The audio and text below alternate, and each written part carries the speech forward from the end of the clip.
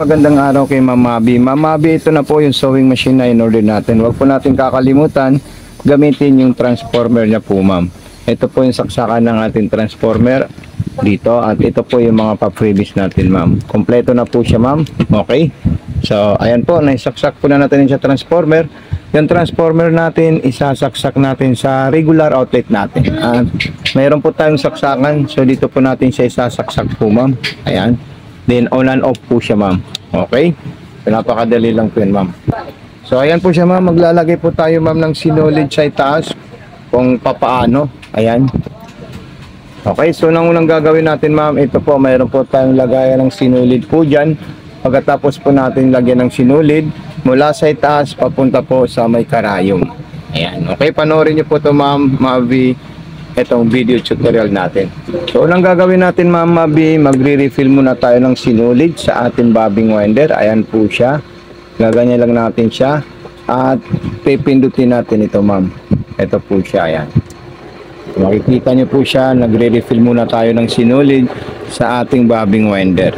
Pagkatapos natin mag-refill, tayo po ay maglalagay ng sinulid sa itaas papunta po sa karayom at sa may bobbing natin. Ayan, ganyan lang po siya kadaling gamitin po, ma'am. Okay? So, tatanggalin natin yan.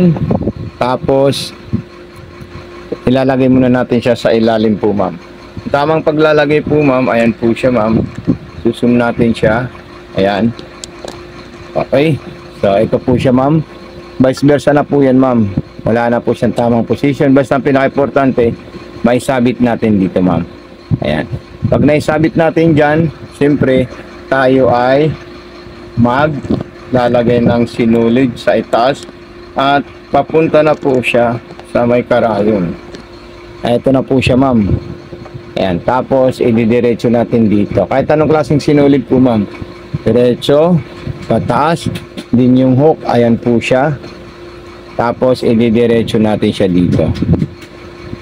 Ayan, tapos ipapasok natin yan sa butas ng karayom po, ma'am.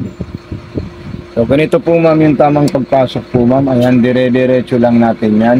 Papunta po sa likod. Ayan. So pagka may pasok natin sa butas ng karayom, humihilay natin siya sa likod.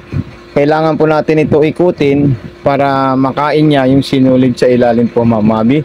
Ayan, okay. So ayun po silang dalawa nagsama. So ikutin pa natin ng isa pa. May ikot natin yan, gaganyan lang natin yan. Tapos ipapasok natin sa likod at isasarado na natin. So, ito na po siya, ma'am. Kung mga cotton, number 2 po yung distance natin, ma'am. Ayan. Tapos kung mga maong at medyo makapal pa sa maong, so dito naman po tayo sa number 3. Ayan. So malalayo na po siya, ma'am. Katulad din po yan sa zigzagger kung kayo po ay gagamit ng zigzag. May mga pang zigzag na 10, 11, 12. So yan po siya, ma'am, yung dapat nating gamitin. Okay? So, unang gagawin po natin, ma'am, tayo po ay maglalagay ng zigzag. So, zigzag number 12. Ayan. So, ayan po siya, ma'am. Then, yan po yung zigzag number 12 natin para sa mga maong. Then, yung zigzag number 11 para naman po sa mga cotton. Okay? Yung zigzag number 10 para po sa mga maninipis na tela. May tatlong klaseng zigzag po yan, ma'am. Ayan.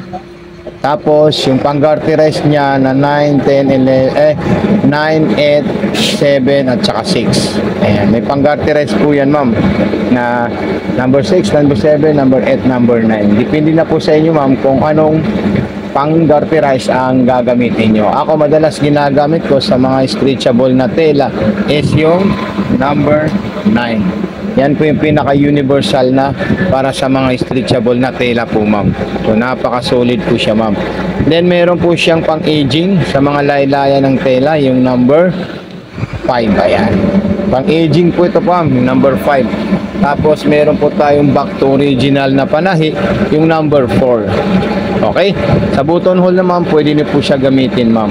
So, wala pong problema po dyan, ma'am.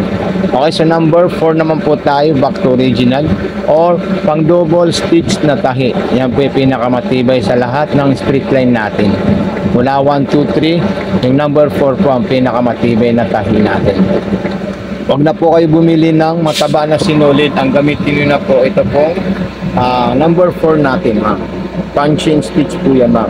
Okay, so pupunta po tayo sa button holder. Ipapakita po natin kung paano po siya gagamitin. Pag tayo po ay magbo-button holder, pumunta muna tayo sa 2 at saka 4. Tapos, pumunta naman po tayo sa number 1. Para yung number 1 po yung paabante. Pagkatapos naman po niyan, yung number 2 at saka 4. Ayan. Tapos, yung number 3. Okay, so ayan po siya. Grabe ang solid po niyan. Talagang napakahusay. So ito na po siya, ma'am, yung ginawa po ng ating unit. At maraming salamat po sa iyo. God bless po and more power po, ma'am. Okay? So again, maraming salamat. Thank you so much. God bless and more power po and peace out po, Ma'am Mavi.